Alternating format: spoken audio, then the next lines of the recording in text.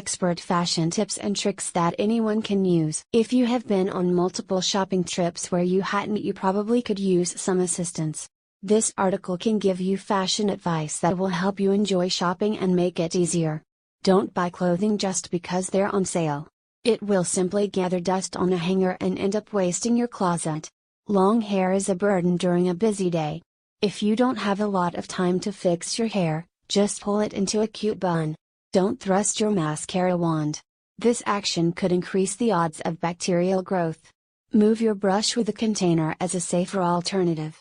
You need to fret about clashing colors, and you can put together different looks with the few pieces you have. Try a scarf or belt to bring your look together. Subscribe to a fashion magazines and newsletter to stay current with the newest fashion trends. This will help you stay on top of the last fashion trends.